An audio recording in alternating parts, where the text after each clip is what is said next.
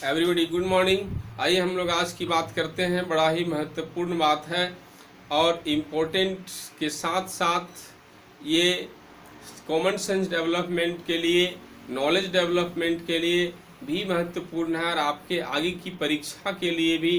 जो कोई साइंस आगे तक पढ़ेंगे या पॉलिटेक्निक बेस्ड एग्ज़ाम देंगे, कोई कंपेरेटिव एग्ज़ाम देंगे, उन सब के लिए भी ये टॉपिक ज़्यादा मायने रखता है कि रेजिस्टिविटी क्या होती है। सभी कंडक्टर की अपनी एक रेजिस्टिविटी होती है, एक स्पेसिफिक रेजिस्टेंस होता है सभी कंडक्टर का। तो वो क्या होता है, किस तरह डिफाइन किया गया, आखिर आपके 10th के सिलेबस में बहुत ज़्यादा बात नहीं है इसको लेकर, केवल एक डेफिनेशन की बात है, केवल डिफाइन करना है कि what do you mean by resistivity, what is a specific resistance, मतलब प्रतिरोधकता किसे कहते हैं। इतनी ही बात करनी है, केवल एक ही सवाल यहाँ पर केवल डिफाइन करना है, थ्योरेटिकल और कुछ भी यहाँ पर इससे रिलेटेड बात नहीं है। तो आइए हम लोग किस तरह से डिफाइन करेंगे वो बात समझेंगे। ये नाम से पता चल रहा specific resistance mean it is also a resistance but it is a specific. ये रेजिस्टेंस है लेकिन स्पेसिफिक है। प्रतिरोधकता, यहाँ हम इसके पहले एक बात आपको क्लियर कर देना चाहते हैं कि आप 3 वर्ड एक ही जैसे सुनने में लगते हैं, कंफ्यूज नहीं करेंगे, कंफ्यूजन नहीं करना है।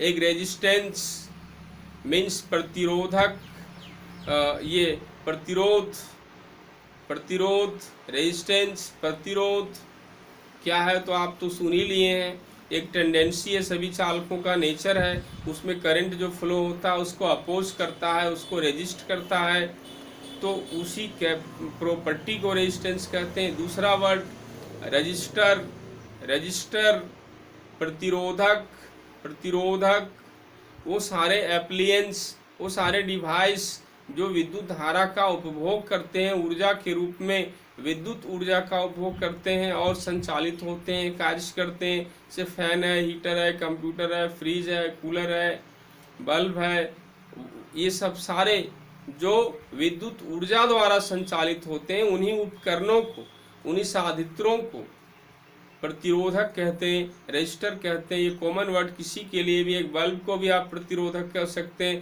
टेलीविज़न को भी प्रतिरोधक कह सकते हैं।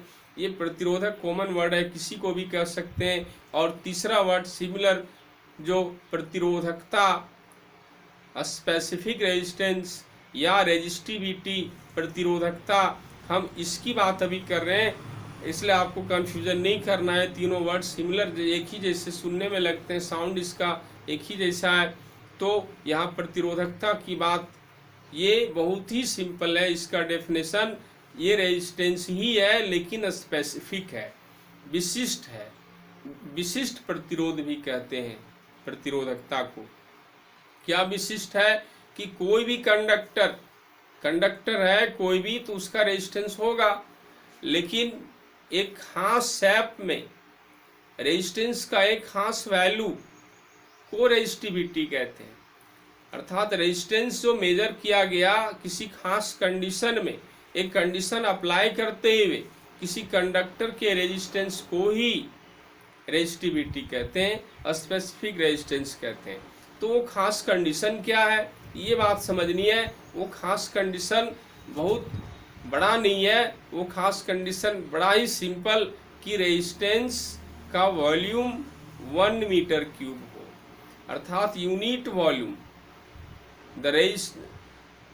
इसको हम डिफाइन कर सकते हैं, resistance produced by the conductor of unit volume, that is called resistivity. इकाई आयतन वाले किसी चालक द्वारा उत्पन्न प्रतिरोध को ही उस चालक की प्रतिरोधकता कहते हैं।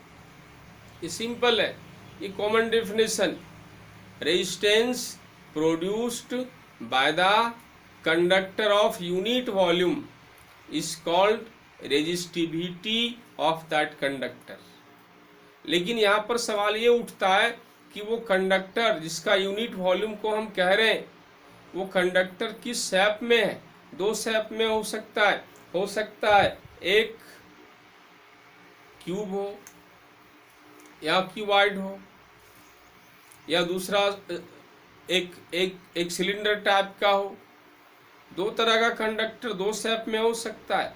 एक आप बेंच डेस्क जहाँ बैठते हैं उसका पैर देखिए, बेंच डेस्क का पैर किस तरह से क्यूबॉइड रहता है, कुछ लेंथ रहता है, ब्रेड्थ रहता है, थिक रहता है, या तो सिलेंडर जैसा बिल्कुल, ये देखिए मार्कर सिलेंडर जैसा, ये बहुत थीन होगा, बहुत थीन होगा। इमेजिन करिए बहुत थीन, एक तार की तरह, तो एक तार की तरह होगा बट शेप तो सिलिंड्रिकल होगा। उसी तरह से पैर जो बेंच डेस्क का होता है उसमें इमेजिन करिए बहुत थीन है, लंबा है बट थीन है, लेकिन शेप तो उसका क्यूब या क्यूबॉइड का होगा। तो ये बात यहाँ पर दो तरह का होता है, इसीलिए यहाँ पर दोनों तरह से अलग अलग डिफाइन किया गया। इकाई मीटर भुजा वाले, चूंकि एक घन मीटर आयतन कब होगा, जब क्यूब शेप में होगा, क्यूबिक होगा, वो कंडक्टर क्यूबिक होगा। कब होगा उसका एक घन मीटर आयतन, जब 1 मीटर लंबा, 1 मीटर चौड़ा, 1 मीटर ऊंचा होगा। क्यूब है तो साइड तो तीनों डायमेंशन इक्वल होंगे, और 1 मीटर ही होगा, तभी लंबाई गुने चौड़ाई गुने ऊंचाई आयतन 1 घन मीटर हुआ। सो 1 मीटर भुजा वाले किसी घन आकार के चालक में उत्पन्न प्रतिरोध को उसकी प्रतिरोधकता कहते हैं। कितने डिफाइन करना है, means the resistance produced by the cubic conductor of side 1 metre is called resistivity और specific resistance of the conductor. यहाँ पर इतनी ही बात करना है, the resistance produced by the cubic conductor of side 1 metre is called a specific resistance of the conductor. लेकिन जब सिलेंडर शेप में हो तब क्या कहेंगे, इकाई लंबाई उसका आयतन एक कब होगा, वो कंडीशन कहना है सिलेंडर का, pi are square H, pi are square, ये आयतन पाई आर स्क्वायर एच होता है सिलेंडर का। पाई आर स्क्वायर और एच अलग अलग है, पाई आर स्क्वायर इंटू ये pi are square cross section area, area of cross section, and height, ये हाइट है, area of cross section is pi are square. Cylinder, cylinder का cross section जो होता है सर्कल होता है, और सर्कल का एरिया पाई आर स्क्वायर, और उसका हाइट को गुना करते हैं तो उसका आयतन बन जाता है finally pi are square h. तो वही बात को कहेंगे इकाई लंबाई, यानी लंबाई भी 1 मीटर और क्रॉस सेक्शन का एरिया भी ये क्रॉस सेक्शन का एरिया भी 1 मीटर स्क्वायर और लंबाई भी 1 मीटर, तब गुना होके 1 मीटर क्यूब हो जाएगा आयतन। इसलिए यहाँ पर कह रहे हैं the resistance produced by the cylindrical conductor of length 1 meter and 1 meter square cross section area is called a specific resistance of the conductor। ये दोनों कंडीशन में आप डिफाइन कर सकते हैं, लेकिन ज़्यादा चलता कौन है, क्यूबिक वाला चलता है। Cubic conductor of side 1 metre, वो जितना एक्स जो रेजिस्टेंस प्रोड्यूस करता है उसको स्पेसिफिक रेजिस्टेंस या रेजिस्टिविटी कहते हैं। ये ज़्यादा किताब में आपको लिखा हुआ मिलेगा, बट कोई स्टैंडर्ड बुक में आपको सिलेंडर वाला भी मिलेगा, दोनों मिलेगा, दोनों सही है, आप कोई भी लिख सकते हैं। रेजिस्टेंस रेजिस्टिविटी के डेफिनेशन में आप कोई भी लिख सकते हैं। तो फाइनली क्या लिखेंगे, the resistance produced by the cylindrical conductor of 1 meter square cross section area and 1 meter length, that is called a specific resistance of the conductor। दूसरे तरह से the resistance produced by the cubic conductor of side 1 meter is called a specific resistance of the conductor। तीसरे तरह से the resistance produced by the conductor of unit volume, यहाँ दोनों एक साथ कह रहे हैं, यूनिट वॉल्यूम कह दे रहे हैं, that is called a specific resistance of the conductor। इकाई मीटर भुजा वाले किसी घन आकार के तार में उत्पन्न प्रतिरोध को प्रतिरोधकता कहते हैं। इकाई मीटर स्क्वायर अनुप्रस्थ काट के क्षेत्रफल तथा इकाई लंबाई वाले किसी बेलनाकार तार में उत्पन्न प्रतिरोध को उसकी प्रतिरोधकता कहते हैं। तो इस तरह से आप डिफाइन कर सकते हैं। नीचे दो बात लिखनी है आपको कि इसे रो द्वारा सूचित करते हैं। रो का सिंबल ऐसा होता है, ऐसे रो द्वारा सूचित करते हैं। इसका एसआई मात्रक ओम मीटर होता है। एसआई मात्रक बड़ा इंपॉर्टेंट परीक्षा के लिए। Right SI unit of resistivity ohm metre. Ohm metre होता है। आप ओम OSM और मीटर को METR ओम मीटर सिंबल में ohm metre, ohm into metre होता है।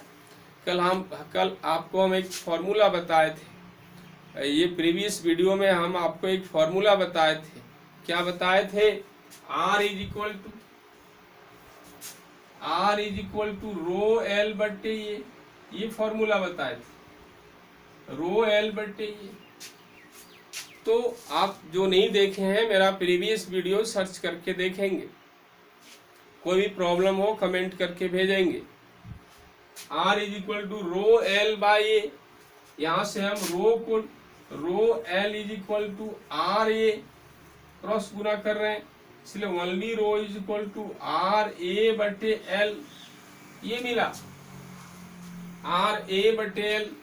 आर रेजिस्टेंस है, ओम इसका यूनिट, ये area metre square, L length है, मीटर यूनिट में कन्वर्ट किए। ये मीटर कट गया, स्क्वायर था कट गया, ओम मीटर फाइनली बचा। सो रेजिस्टेंस रेजिस्टिविटी का यूनिट ओम मीटर होता है। इस एक्सप्रेशन के आधार पर डायमेंशन कैलकुलेट किया गया ओम मीटर। तो प्रतिरोधकता का एसआई मात्रक ओम मीटर। तो आइए आज के इस क्लास में इतनी ही बात करते हैं। हम नेक्स्ट फिर आएंगे आपके साथ। आपके कमेंट के आधार पर, आपके डिमांड के आधार पर, जो कोई वीडियो सब्सक्राइब नहीं किए हैं मेरे चैनल को सब्सक्राइब करिए, लाइक करिए, शेयर करिए, अधिक से अधिक लोगों को लाभ हो और आपको भी ज़्यादा से ज़्यादा लाभ मिल सके। इसके लिए आप हमारे साथ कंटिन्यू रहिए, जुड़े रहिए। आगे आइए क्या क्या बात करते हैं। आज इतनी ही बात। सभी सुनने वालों को मेरी तरफ से धन्यवाद।